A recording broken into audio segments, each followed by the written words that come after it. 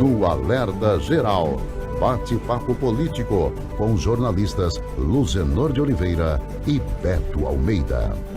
Um novo ciclo político começa no Congresso Nacional, após as eleições que indicaram Hugo Mota para presidir a Câmara Federal e Davi Alcolumbre para comandar o Senado. Nesse momento, os deputados federais e senadores se articulam para definir a composição das comissões técnicas e se mobilizam para a votação da proposta orçamentária da União de 2025. Ao falar sobre a renovação na cúpula do Congresso Nacional, o deputado federal Eunício Oliveira, do MDB, defendeu o maior número de sessões presenciais na Câmara e mais transparência na liberação dos recursos das emendas parlamentares.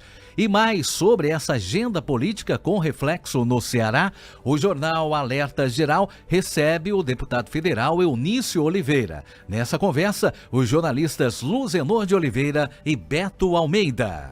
Marcos Furlan, bom dia a você, ouvinte internauta, deputado federal Eunício Oliveira, seja bem-vindo. Vou abrir esse bate-papo com o jornalista Beto Almeida, lendo aqui uma frase do senhor deputado Eunício Oliveira, abre aspas, o Congresso precisa ser mais presencial e menos digital. Dessa forma, vamos conseguir melhorar nosso trabalho e trazer mais resultados para o cearense e para os brasileiros, fecha aspas.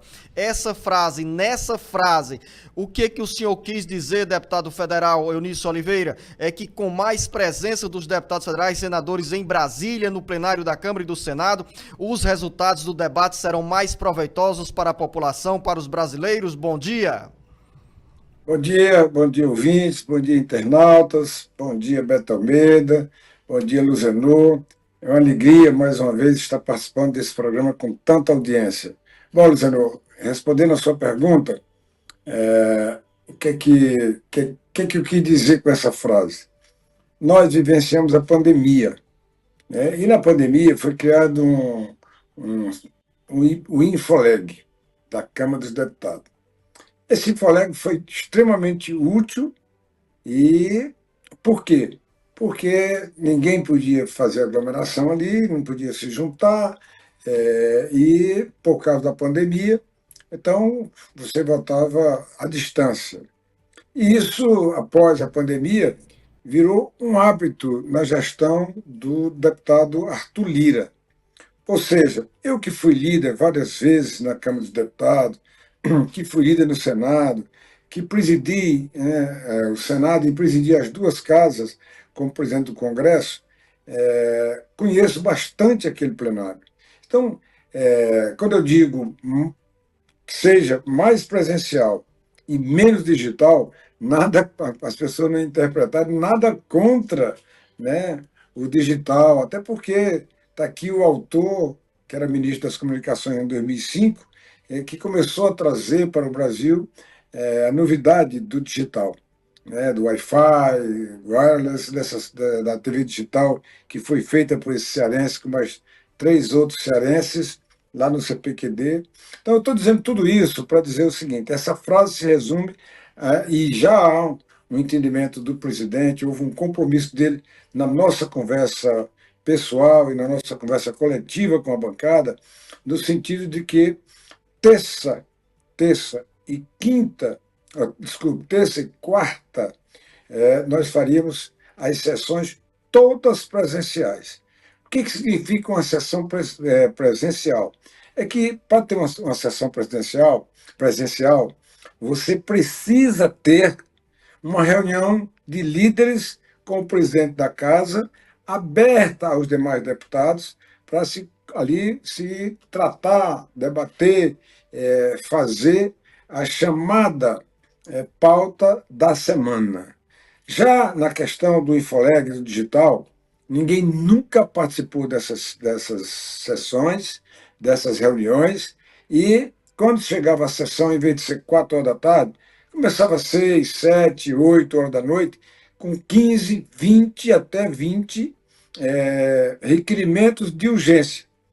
E eu me abstive muito nessa legislatura que se encerra agora, porque, como aquilo era colocado em regime de requerimento de urgência, votado 7, 8 horas da noite, sem ninguém saber o que significava aquela pauta. Uma pauta que vinha apenas entre o presidente e os líderes.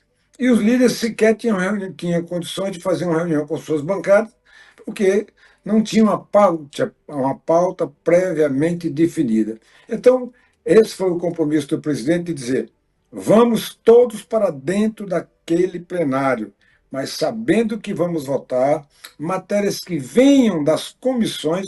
Olha, eu sou presidente da Comissão das Cidades, que é uma comissão muito importante para discutir essa questão das cidades brasileiras como um todo.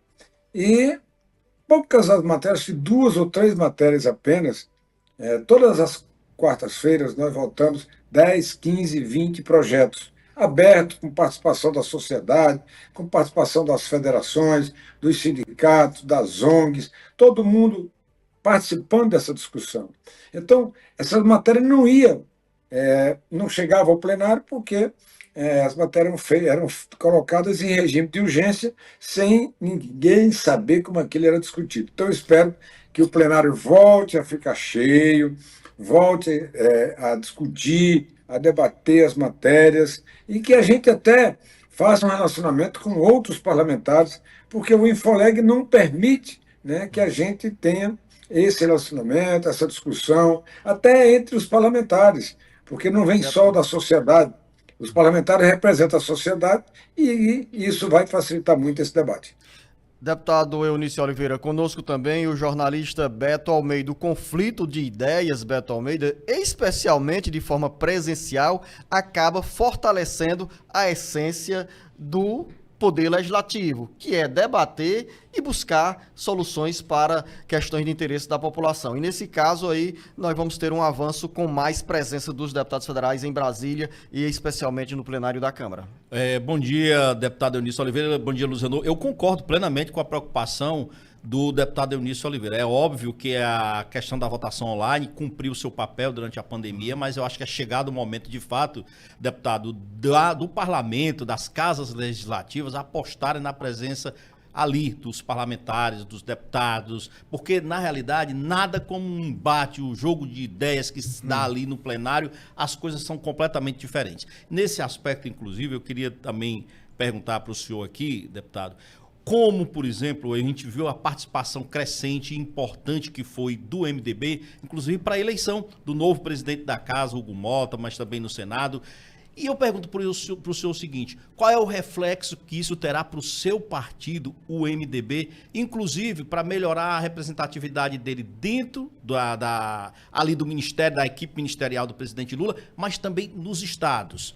Qual é o reflexo que isso tem para o MDB, no Congresso Nacional, dentro da representatividade dele no governo e aqui para o estado do Ceará, por exemplo? Eu estou perguntando isso porque, lógico, se o MDB, sai fortalecido nesse pós-eleição das 2 casas legislativas, e isso terá reflexo, claro, para o fortalecimento de lideranças do partido também nos estados. Olha, Beto, né? Um grande abraço para você. Quero te dizer o seguinte, eu tenho muita esperança, eu que presidi o Congresso Nacional, presidi o Senado da República, eu tenho, no momento que nós debatíamos tudo, nós discutíamos tudo. Então, eu tenho muita esperança, porque eu conheço bem o deputado Hugo Mota. E conheço ele ainda quando ele chegou na Câmara, com 21 anos de idade, mas já chegando assim com muita perspectiva de amadurecimento político. O MDB fazia tempo, sinceramente, que eu não me emocionava, não ficava todo arrepiado com um discurso político. E, para minha surpresa, eu não participei da construção do discurso final do Hugo, eu participei de todos os acompanhamentos de negociações entre os partidos, e eu conheço a cabeça do Hugo e sei que a cabeça dele não será uma cabeça de direita, de discurso, aquela dicotomia, ou é direita ou é esquerda, e não se faz um debate que não seja em torno de ideologias de direita ou de esquerda.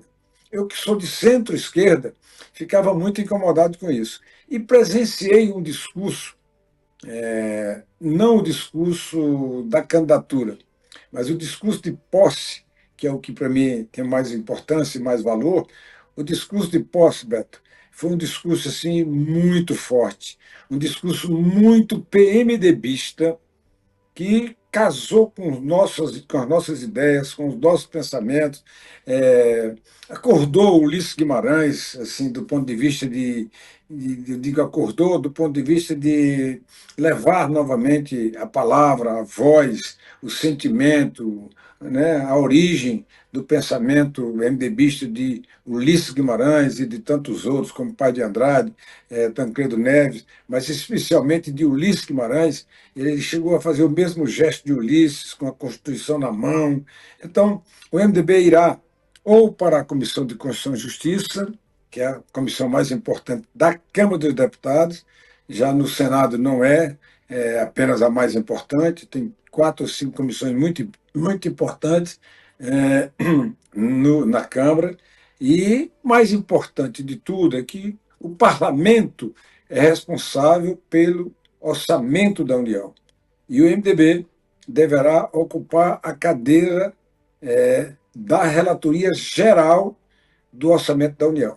Então, se o MDB ocupar essa cadeira, como está previsto, ou a CCJ, que é a comissão vão passa ali da forma como está prometido, da forma como está comprometido meu companheiro e querido amigo Hugo Mota, se isso acontecer, né, o parlamento vai ficar muito forte com essa questão da presença dos parlamentares no plenário, fazendo debate público, para que toda a população brasileira, que aqui nos coloca aqui, a população, nós somos o voto popular, a representação popular.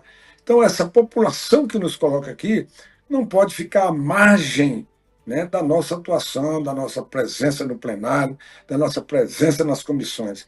Eu quero me aprofundar com o senhor e com o jornalista Beto Almeida justamente nessa agenda, deputado federal Eunício Oliveira, tanto da perspectiva do MDB ganhar essa relatoria do Orçamento da União de 2026, como também essa citação do Davi Alcolumbre ao se referir ao senhor como futuro candidato ao Senado nas eleições do próximo ano. Daqui a pouco a gente volta em 1 minuto para dar sequência a essa entrevista com o deputado federal Eunício Oliveira.